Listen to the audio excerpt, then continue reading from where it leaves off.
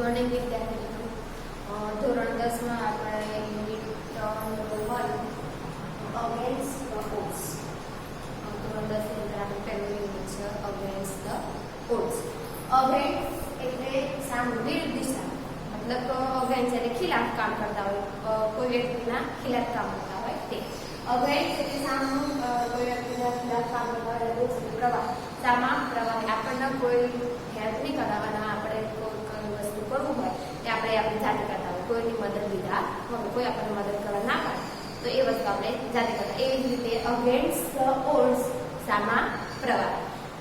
Unit number 1 ની અંદર તમારે જોડે ચોપડી હોય તો તેની અંદર અગેન્સ્ટ ધ ઓડ્સ નામનો યુનિટ નંબર 1 છે.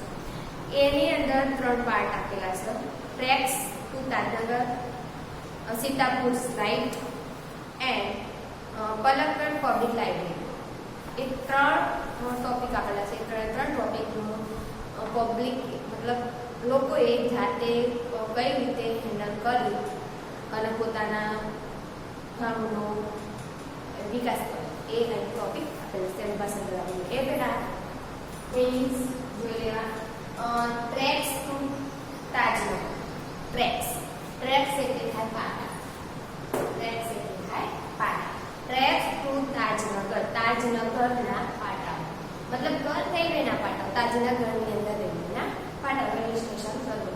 અંદર આપેલું છે કે તાજનગર ગામના રહેવાસીઓ હતા, એ લોકોના રેલવે સ્ટેશનની જરૂર હતી. પાટાઓ તો હતા એમના ગામની અંદર, પણ રેલવે સ્ટેશન નહોતું. રેલવે સ્ટેશન બનાવવા માટે અમે ગવર્મેન્ટમાં એપ્લાય પણ કરી, પણ છતાં પણ ત્યાં એમણે ફાળો આપ્યો નહીં. અને ગામના લોકોએ જાતે નક્કી કર્યું કે આપણે જાતે પૈસા ઉઘરાવી અને પાટો રેલવે સ્ટેશન બનાવીએ. કઈ રીતે તકલીફ પડતી હતી છોકરાઓને કોલેજમાં જવા માટેની, ગામના લોકોની તકલીફ પડતી, એ તકલીફ દૂર કરવા માટે ગામના લોકોએ ભેગા મળી કમિટી બનાવી. એ પછી રેલવે સ્ટેશન બનાવવાનું નક્કી કર્યું. કેવી રીતે રેલવે સ્ટેશન બનાવ્યું એ ટ્રેક્સ ટુ તાજનગરમાં આપેલું છે. તો જુઓ, એકવાર વાંચેલો ચોપડીની અંદર જોયું. Tracks to Tajnagar. For 25 years, residents of Tajnagar village near Jurjan lobbied for a railway station in their village. When their demand was not met, the villagers decided to take matters into their own hands. They pulled in 21 lakh rupees and built a railway station on their own. Most of the 3,000 people living in the village are farmers, but such was the burning desire to have a station in the village. Everybody contributed according to their capacity, ranging from 3,000 rupees to 75,000 rupees. They donated money for the station and we started the construction in January 2008, said Ranjit Singh, a former village sarpanch. There are a large number of people in the village who need to go to Jurjan, Delhi and Rewar. There are students who go to college. Till now, we had to either go to Hilimandi or Patli to catch a train. Both the station are 6 kilometers away from Tajnagar. We thought when the railway lines passed through the village, we would have a station here, but that did not happen. So we raised the demand in 1982 and have been continuously asking for it. But the railways told us that they did not have funds. So finally we decided to craft our own destiny, said Hukam Chand, a member of the committee. As a result, the Panchayat passed a resolution in 2008 saying that since the railway was not able to build a station for them, they would do it for themselves and with their own money. Soon, an 11-member team was formed and the team started collecting money from villagers. On 7 January 2010, as a result of their effort, the first railway station in the country on which the railway did not have to spend a single rupee started operation. કઈ રીતે ગવર્મેન્ટે railway station બનાવવા માટે ફાળો નહીં આપ્યો? દુનિયાનું દેશનું પ્રથમ રેલવે સ્ટેશન જાતે બનાવ્યું, એ પણ ગવર્મેન્ટનો મદદ લીધા વગર. એ તાજનગરનું રેલવે સ્ટેશન માહિતી આપેલી છે. તો જુઓ, ટ્રેક્સ ટુ તાજનગર, તાજનગરના પાટાઓ for 25 years, for 25 એટલે 25 years એટલે વર્ષો, છેલ્લા 25 વર્ષોથી resident of Tajnagar village near Georgian lobbied for a railway station in their village. Residents એટલે થાય રહેવાસી, તાજનગર વિલેજ એટલે તાજનગરના ગામ, નિયર એટલે પાસે, જોર્જન એટલે થાય ગુરુગ્રામ, ગુરુગ્રામ, લોબીડ એટલે પ્રયાસ કરવો, અસર પાડવાનો પ્રયાસ કરવો, four a railway station in their village. તો શું કહેતા, રેસિડેન્ટ એટલે થાય છેલ્લા 25 વર્ષોથી ગુરુગ્રામ પાસેના તાજનગરના રહેવાસીઓ, તેમના ગામમાં રેલવે સ્ટેશન માટેનો પ્રયાસ કરે. છેલ્લા 25 વર્ષોથી તાજનગરના રહેવાસીઓએ તેમના ગામમાં રેલવે સ્ટેશન બનાવવાનો પ્રયાસ કર્યો.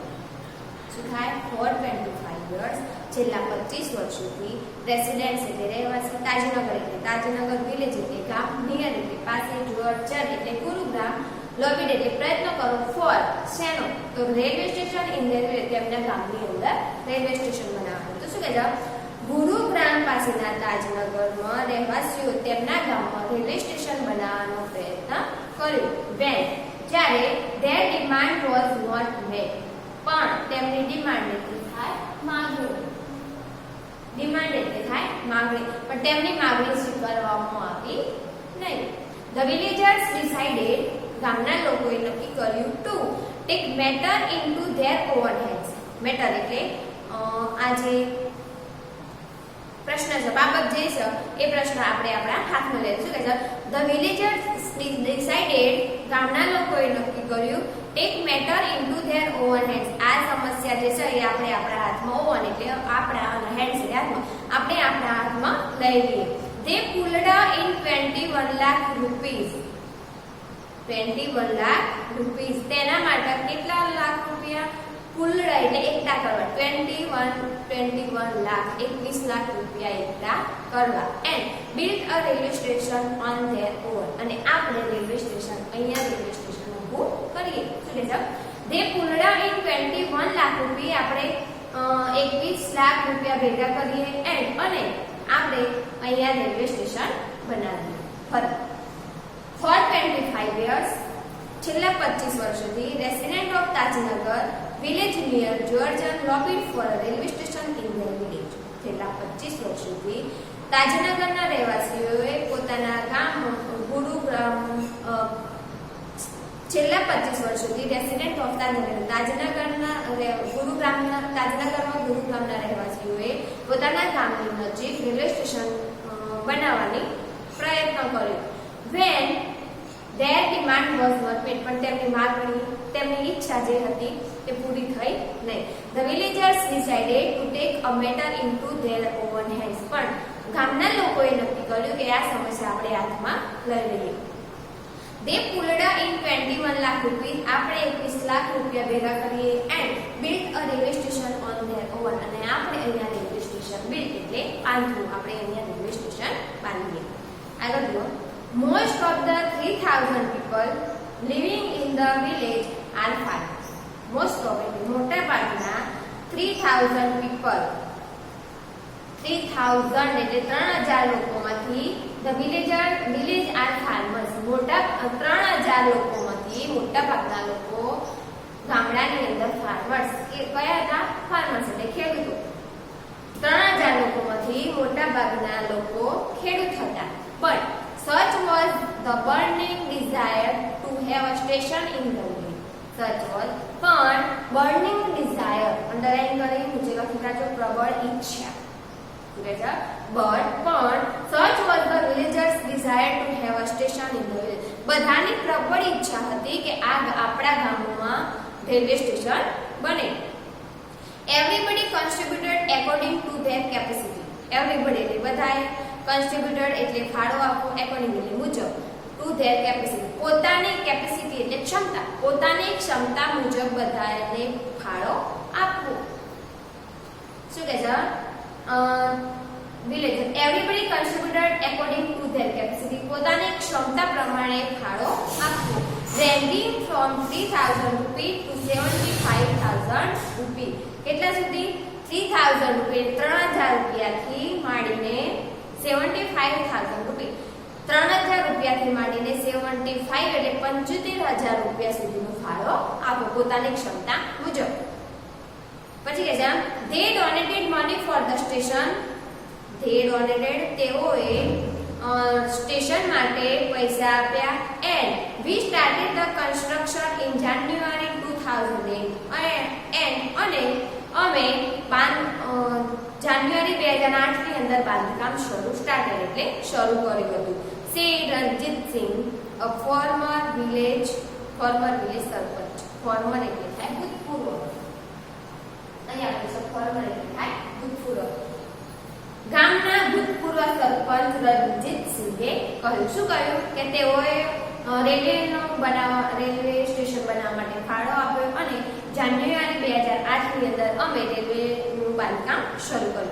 એવું ગામના ભૂતપૂર્વ સરપંચ રણજીત સિંહે કહ્યું. ફરી જુઓ. Most of the 3000 people living in the village are farmers. 3000 લોકોમાંથી મોટાભાગના લોકો ખેડૂત હતા.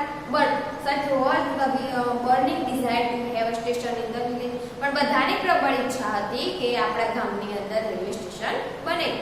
Everybody contributed according to their capacity પોતાની ક્ષમતા પ્રમાણે બધાએ ફાળો આપવાનું નક્કી કર્યું. રેન્જિંગ ફ્રોમ 3000 રૂપી ટુ 75000 રૂપી અને 3000 રૂપિયાથી મળીને 75000 રૂપિયા સુધી. they donated money for the station. તેઓ બધાએ સ્ટેશન બનાવવા માટે ફાળો આપ્યો. and we started the construction in January 2008 અને જાન્યુઆરી 2008 ની અંદર તેનું બાંધકામ શરૂ કર્યું. શ્રી રણજીત સિંહ, the former village સરપંચ અને ગામના ભૂતપૂર્વ સરપંચ રણજીત સિંહે કહ્યું. ફરી જુઓ પહેલેથી. Tracks to Tajnagar. તાજનગરના પટાઓ. For 25 years છેલ્લા 25 વર્ષોથી resident of Tajnagar village near Gurgaon lobbied for a railway station in their village. છેલ્લા 25 વર્ષ સુધી તાજનગરના રહેવાસીઓ ગુરુગ્રામના લોકોએ પોતાના ગામની અંદર રેલવે સ્ટેશન બનાવવાનું નક્કી પ્રયત્ન કર્યો. લોબિડ એટલે પ્રયાસ કર્યો. when their demand was not met પણ તેઓ સફળતા મળી નહીં. the villagers decided to take matter into their own hands. ગામના લોકોએ નક્કી કર્યું કે આ સમસ્યા આપણે હાથમાં લઈ લઈએ. they pulled in 21 lakh rupees. આપણે 21 લાખ રૂપિયા એકઠા કરીએ and built a railway station on their own અને આપણે ગામની અંદર રેલવે સ્ટેશન બાંધીએ. Most of the 3000 people living in the village are farmers. 3000 લોકોમાંથી મોટા ભાગના લોકો farmers એટલે ખેડૂત હતા. But such was the burning desire to have a station in the village. મોટા ભાગના લોકો ખેડૂત હતા. ખેડૂતો જોડે આર્થિક સ્થિતિ થોડી નબળી હોય એટલા માટે મોટા ભાગના લોકો ખેડૂત હતા. પણ ખેડૂતોની અને બીજા લોકોની પણ પ્રબળ ઈચ્છા હતી કે આપણા ગામની અંદર રેલવે સ્ટેશન હોય. એવરીબડી